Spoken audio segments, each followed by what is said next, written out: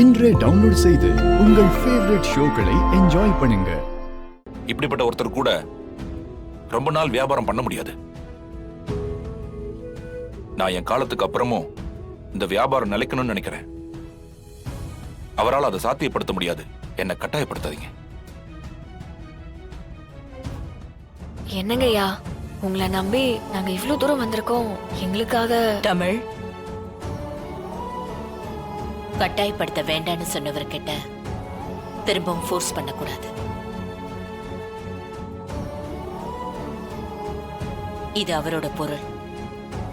அதை யாருக்கு விற்கணும்னு அவர் தான் முடிவு பண்ணணும். அவர் மனசளவுல ரொம்ப காயப்பட்டிருக்காரு. அவர் காயம் ஆறி சிபி மேல நம்பிக்கை வந்தா தொழில் பண்ணட்டும்.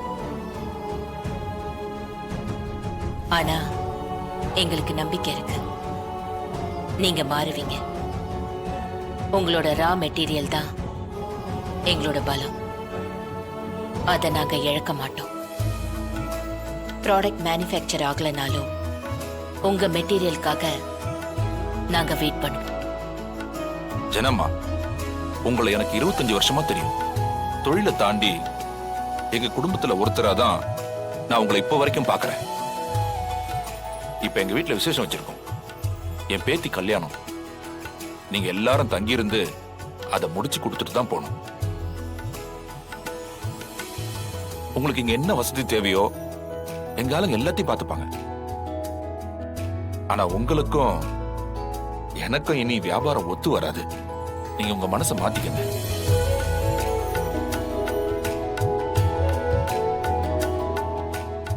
ஒருவேளை உங்களுக்கு இவர் மேல நம்பிக்கை வந்தா திரும்பவும் எங்களோட வியாபாரம் பண்ணுவீங்களா?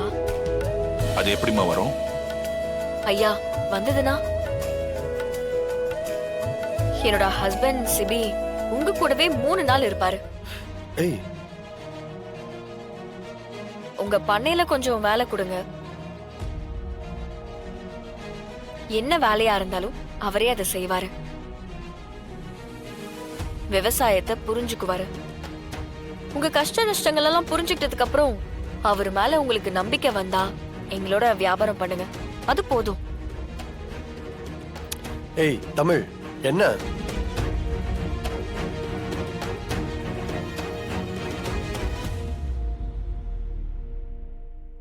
என்னங்கய்யா யோசிக்கிறீங்க? நீங்க எவ்வளவு நேர்மையான ஆளுன்னு ஜனமா சொல்லிருக்காங்க. ஒருத்தருக்கு வாய்ப்பு கொடுக்காமலே தட்டி விடுறது தப்பு இல்லையா?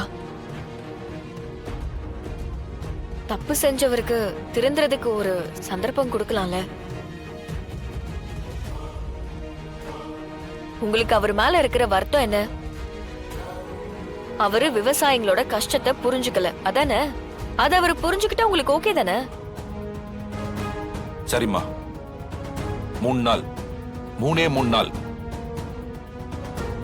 3வது நாள் முடிவுல எனக்கு இவர் மேல நம்பிக்கை வரலன்னா கூலியை கொடுத்து அனுப்பிடுவேன். கூலியா? அதுக்கப்புறம் என்ன கட்டாயப்படுத்த கூடாது. சரிதானே? சரிங்க ஐயா. ஏய், சரி, எல்லாரும் களைப்பா இருப்பீங்க. ரெடி ஆயிட்டு வாங்க, சாப்பிடலாம் வாங்க.